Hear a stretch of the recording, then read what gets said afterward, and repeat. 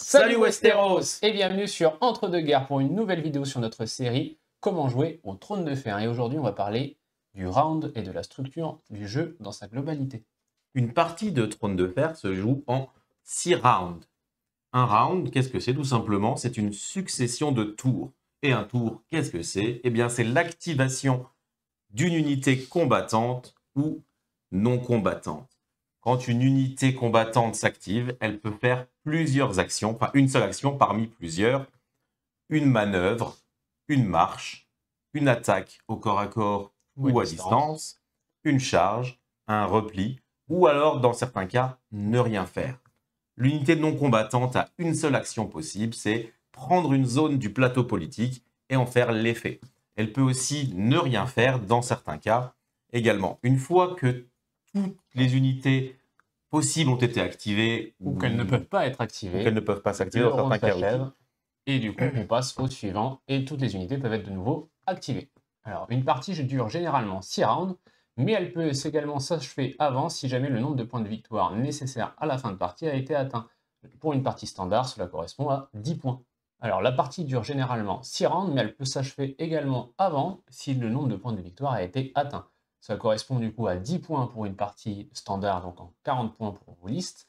La condition de fin de partie est quand un des deux joueurs a atteint le nombre de 10 points de victoire, mais que l'adversaire également en a moins. Et donc là, on déclenche la fin de partie, et du coup, un des deux joueurs a gagné. Si les deux arrivent à 10, eh bien on continue. Un nouveau round. Un nouveau round. Bien sûr, on ne dépasse pas les 6. Les 6 rounds. Et si jamais, à la fin de partie, les 6 rounds sont atteints et que le nombre de points de victoire est équivalent, vous départagez la victoire au nombre de points restants sur table avec vos unités combattantes.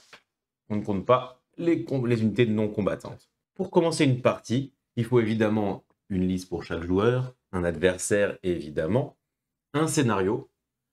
On peut le tirer aléatoirement ou on peut choisir. Nous, on a une petite préférence pour les débutants pour A Game of Thrones.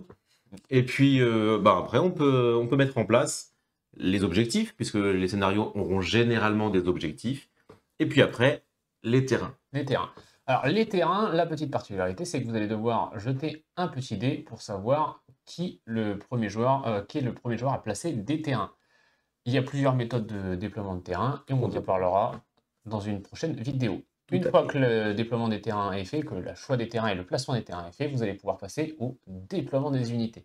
Alors, le déploiement des unités se décide lors d'un jet de dés. Les deux joueurs jettent également chacun un dé. Celui qui va avoir la plus haute valeur de dés va pouvoir choisir qui choisit son côté et qui se déploie en premier. Et l'autre joueur, par contre, aura le choix du premier joueur, ou s'il est premier, ou s'il est le second joueur. Alors, le choix du premier joueur aura lieu une fois que les deux joueurs vont tirer leurs trois premières cartes de départ, leur main de départ. Et du coup, à partir de ce moment-là, la partie va se lancer.